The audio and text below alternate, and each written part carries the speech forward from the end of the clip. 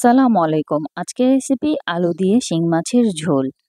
ছোট বড় সবার পছন্দের রেসিপিটি আজকে আপনাদের সাথে শেয়ার করছি। প্রথমে একটি প্যানে তেল নিয়ে নিলাম।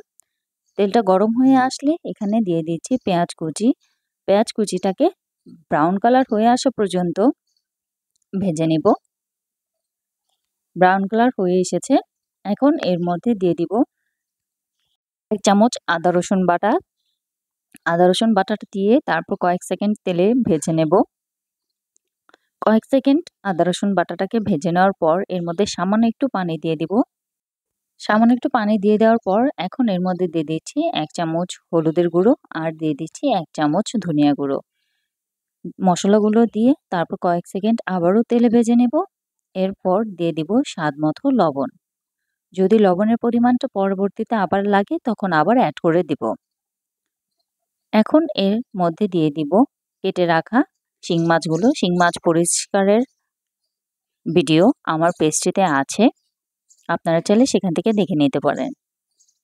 এখন শিং মাছগুলোকে দিয়ে দিচ্ছি।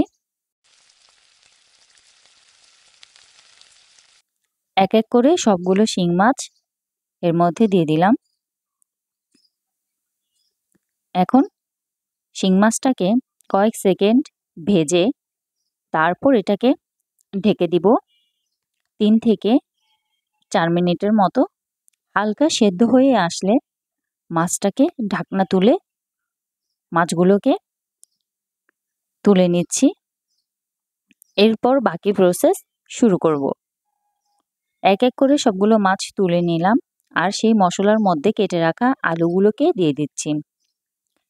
এখন মশলার সাথে আলুগুলো ভালো করে মিক্সড করে নিচ্ছি। আলুগুলো মিক্সড হয়ে গেলে তারপর ঢেকে দিব 2 থেকে 3 মিনিটের মতো। তারপর এর মধ্যে দিয়ে দিব 1 কাপ পানি। পানি দিয়ে আলুগুলোকে ভালো করে ভিজিয়ে নিব যাতে আলুগুলো সেদ্ধ হয়ে যায়। সেদ্ধ হওয়ার জন্য ঢেকে দিলাম 5 মিনিটের জন্য। যখন দেখব আলুগুলো সেদ্ধ হয়ে আসছে তখন এর মধ্যে অ্যাড করে দিব কাঁচামরিচ 5 থেকে 6টা আর দিয়ে দিব টমেটো। টমেটো কুচি দিয়ে দেওয়ার পর আবারও এটাকে